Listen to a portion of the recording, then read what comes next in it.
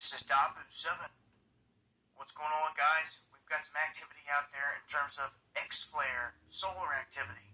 A big X34 coming off of the sun just yesterday. Today, we have a 25% chance of X-flares again. And the big sunspot AR3576 is Earth-facing. It has unstable Delta-class magnetic fields going on with it, and it's staring right at us. So, for the second day in a row, we have solar storms going on, and right now, currently, there is a Category S2 event taking place. You can see here, and the sun very active as we're going toward the top of the solar cycle here. You can see it registered right there, and you can see here on the Lascaux SOHO, all that energy coming off of the sun. That did cause some shortwave radio blackouts, and it will continue to do that as long as these X-flares come off the sun. Now, it seems to have a strong correlation with earthquakes. I've seen this for years. You can see right there on the map 3.3, they round that up to 3.4. When we go to the earthquake map, you can see in the same time frame, Hawaii getting hit hard by big quakes and swarming. So this is in the volcanic region on the southern part of the island.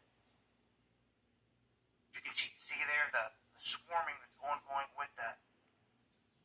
We've also had some odd quake activity, if you will. When I say that, I point out here off the east coast of Florida, that magnitude 4 that hit right there, and then going up Baja, right around Los Angeles, where they felt some quakes, and we're seeing a little bit of swarming activity there as well on the west coast. Now, they have a lot of water coming in from this most recent storm system, Pineapple Express. It dropped copious amounts of water all over the place. And if you don't know, if you've been missing the live streams where we cover this, what they've said here is that in terms of the big quakes in the San Andreas fault line coming unzipped, history has shown that somewhere around like 9 out of 10 of the big quakes have happened when there have been large amounts of water stacked up in this area. So basically, huge flooding throughout history. Anytime all that water weight has been sitting here, it has been enough to pop the fault. We're now seeing a lot of flooding coming through this area, and when the mountain ranges start to melt off and add to this, it's all about timing.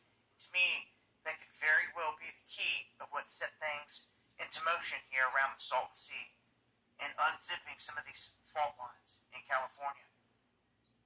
But that is a look there at some of the quake activity ongoing and some of the sun activity.